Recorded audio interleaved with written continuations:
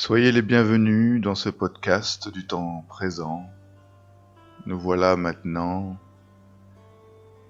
à l'orée de l'automne, de la saison de l'automne, en face de cette troisième grande porte de l'année, qui est l'équinoxe d'automne. Et qui signifie égal, et nox qui vient de nix, qui signifie la nuit. C'est un des deux moments avec l'équinoxe de printemps où le jour et la nuit sont d'égale durée, avant la bascule progressive vers le solstice d'hiver, qui nous invitera à la nuit la plus longue de l'année. Entre l'équinoxe d'automne et le solstice d'hiver, nous quittons progressivement le temps de la lumière et de la chaleur de l'été pour descendre peu à peu vers un temps du dedans. La clarté solaire diminue sa radiance, les feuillages commencent à prendre des couleurs fauves, car ayant donné tout son jus, la nature va entrer dans le repos. Les énergies de la nature vont entrer dans la terre et se préparer à traverser l'hiver qui viendra au solstice. Un peu d'histoire. Dans la tradition européenne, on parle de ce temps comme s'appelant Mabon, ou Meibon, ou Mabun. C'est un sabbat, le sabbat de Mabon, Mabon, qui est aussi appelé Modron chez les Celtes. Les Grecs parlaient du festival de Dionysos, qui est une seconde fête des récoltes. Chez les druides, c'est une fête où on honore la forêt. L'équinoxe est un sas entre les pleins feux de l'été et les pleines profondeurs de l'hiver. Il est un espace transitionnel entre la pleine lumière et la pleine nuit, les deux étant nécessaires à l'équilibre en soi et autour de soi. Il est un temps de bascule pour nous inviter à réorienter nos intentions, nos énergies vers un retour en soi. La lumière décline, le ciel se charge d'eau, et l'on a besoin de plus de vêtements pour parer au vent d'automne. Ce qui ouvre d'un côté à de belles balades en forêt, pour honorer la vie qui a donné pendant le printemps et l'été, et qui va peu à peu revenir en elle pour une nouvelle fécondité au printemps prochain.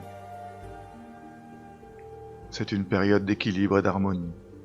On fête la fin des récoltes, on exprime la gratitude pour tout ce qui a été vécu dans nos vies, que ce soit le désagréable qui nous a fait grandir en conscience et l'agréable qui nous a réjouis. C'est un temps de bilan. On prépare ses réserves pour l'hiver sur tous les plans, extérieurs et intérieurs. Spirituellement, l'automne est ouvert par le signe de la balance, signe de l'équilibre, qui nous propose de peser, de sous-peser en nous-mêmes ce que nous souhaitons conserver dans notre vie en termes de relations, d'habitudes, de comportements, de projets, et laisser aller avec le vent d'automne ce que nous ne voulons plus. Le deuxième signe qui honore l'automne est le signe du Scorpion. Il nous proposera de descendre dans nos mémoires et de percer avec son dard de vérité les émotions coincées, les souvenirs poisons qui pourrissent en nous et nous empêchent d'aller de l'avant. Il nous aidera à sortir nos poubelles émotionnelles et mentales et purger ce qui n'a plus sa raison d'être en nous et dans nos vies. L'automne se terminera par le signe du Sagittaire, qui après la pesée et le tri de la balance, la sortie des poubelles mémorielles en Scorpion, nous demandera de trouver un nouveau grand sens à notre direction de vie, en méditant sur ce qui est vraiment le plus important pour nous. Quel est notre véritable désir, notre véritable quête? Il y a un mythe bien connu dans la mythologie grecque qui parle de l'automne. C'est celui de Perséphone qui descend dans l'Hadès. Il est dit que la terre un jour s'est ouverte et qu'Hadès, le dieu des mondes souterrains, l'a emmenée avec lui pour qu'elle devienne sa femme. Mais sa mère, Déméter, qui est la déesse terre, n'a pas apprécié la chose et pleine de colère, a envoyé une malédiction sur la terre afin qu'elle soit infertile jusqu'au retour de sa fille. Mais Zeus, le dieu des dieux, essaya de trouver un arrangement avec elle. Et ainsi 6 mois par an, Perséphone vivra avec Hadès dans le monde du dessous, et 6 mois par an, elle reviendra avec sa mère, Déméter. Ceci nous indique que, symboliquement, 6 mois par an, la terre est fertile, qui correspond au printemps et l'été, et 6 mois par an, elle est infertile, elle se repose, car Perséphone est dans le monde du dessous.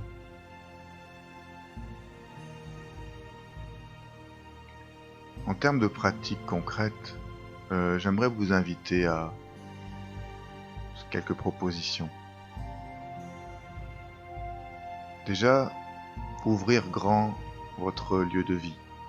Laissez venir, laissez entrer l'énergie du vent d'automne, qui va nettoyer, envelopper ce qui est en trop et le laisser sortir. Concrètement, on peut nettoyer à fond son nid, sa tanière, son terrier, son lieu de vie. Faire le tri entre ce qui n'est plus nécessaire en termes d'objets, en termes de vêtements.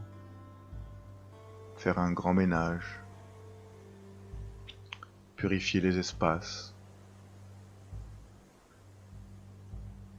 Et puis, allumer quelques bougies aux couleurs d'automne pour créer une ambiance chaleureuse. C'est aussi un temps, vu que c'est le début et que nous sommes dans le signe de la balance, on peut faire des listes avec 2 colonnes, comme les 2 plateaux de la balance. D'un côté, ce que nous ne voulons plus, et de l'autre, ce que nous voulons. Faire le tri, lister tout ce que nous ne voulons plus dans une colonne à gauche, par exemple, en termes d'habitude, de comportement, de pensée, de relations, d'événements, d'activités, de projets. Prendre le temps de bien méditer à ce qu'on ne veut plus dans sa vie, ce qui n'est plus nécessaire, et les lister. Une fois que la liste a été faite, on peut prendre le temps, point par point, à se remémorer ce qui a été nécessaire dans nos vies,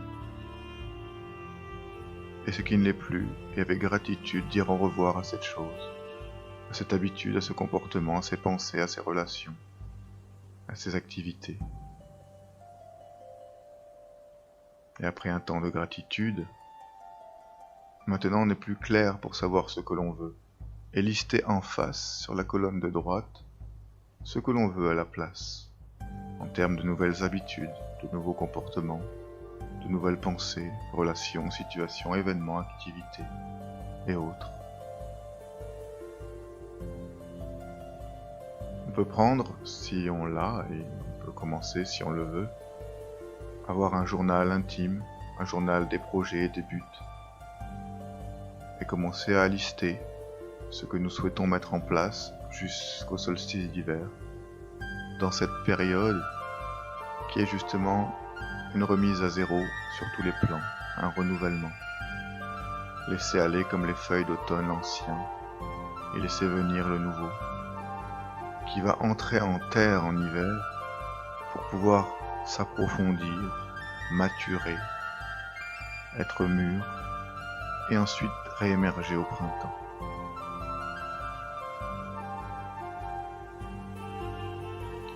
Sur le plan physique, on peut prendre des bons bains chauds avec des huiles odorantes, des bois de rose, toutes des odeurs un peu de sous-bois. Préparer un bon repas avec des légumes et des fruits de saison. Et faire un petit hôtel avec des fleurs, des fruits, qui nous parlent de cette période.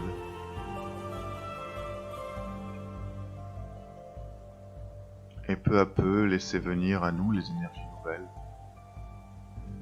qui vont laisser aller l'ancien et nous appeler vers le renouveau. Je vous remercie de m'avoir écouté. Prenez soin de vous et à bientôt.